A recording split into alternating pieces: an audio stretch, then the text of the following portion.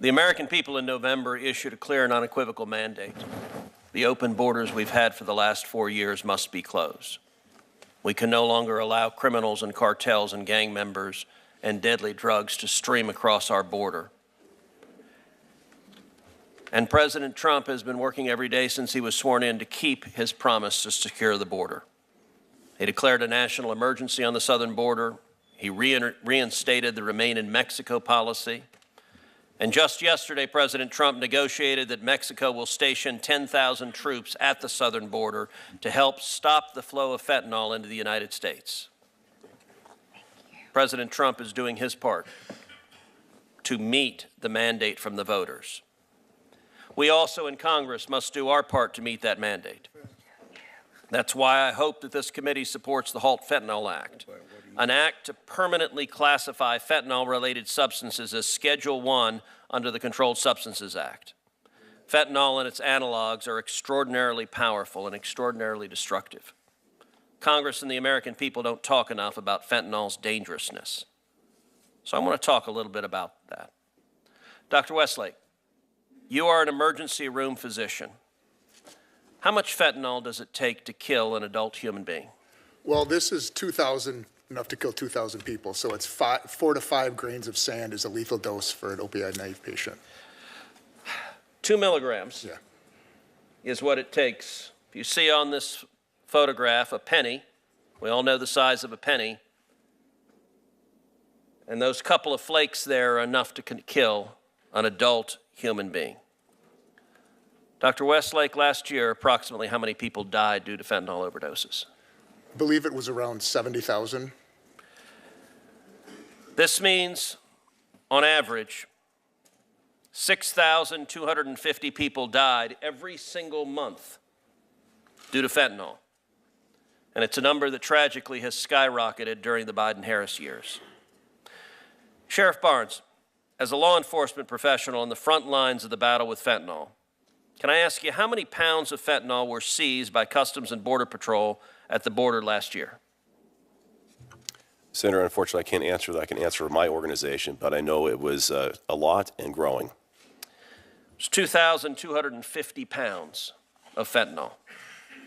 An astronomical figure. And let's actually, I want to put this into context. This packet of Sweet and Low. This packet, if it were full of fentanyl, could kill 500 people.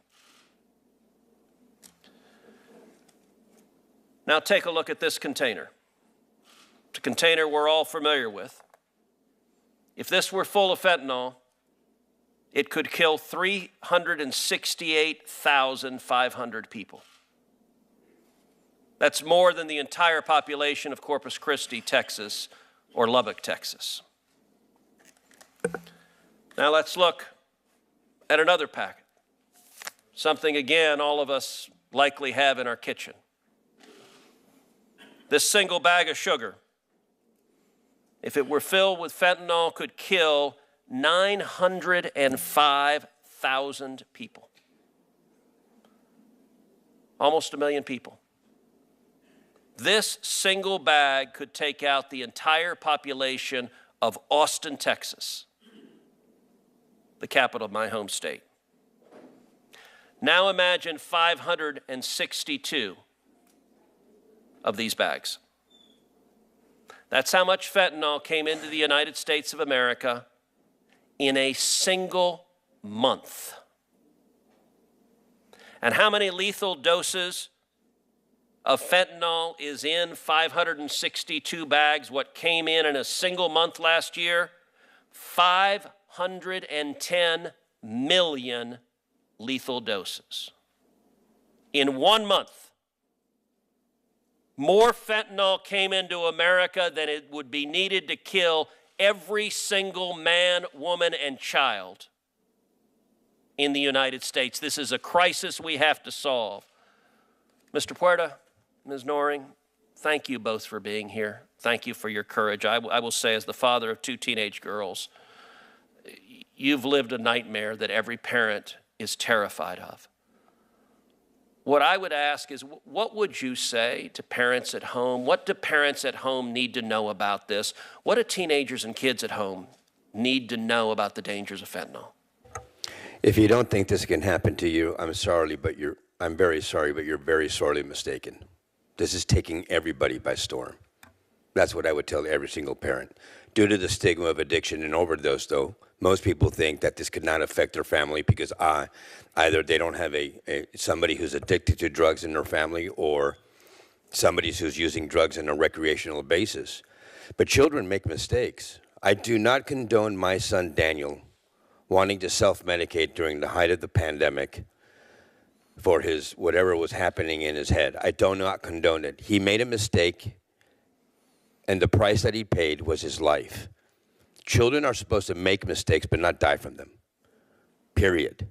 And that's what's happening every single day, 22 times a week in the United States of America. We have to stop this. Amen. Ms. Doring? I echo the same thing. You know, that whole saying, not my kid, take that out of your vocabulary because it could very well be your kid. We had every conversation with our children about addiction because unfortunately on both sides of our family, we have members that suffer from STD. But nobody at the time was talking about this crisis. So I feel robbed of a conversation I could have had with my son that could have saved his life. So take that out of your vocabulary. This very well could happen, and it can very well happen. These dealers are on Snapchat, all platforms, every single one of them. And we've reported them. I know Mr. Porta's reported them, and I shouldn't put a number out there, but majority of the time it comes back as this does not violate our standards. So monitor your children's social media accounts. Have the conversation. It could save your child's life.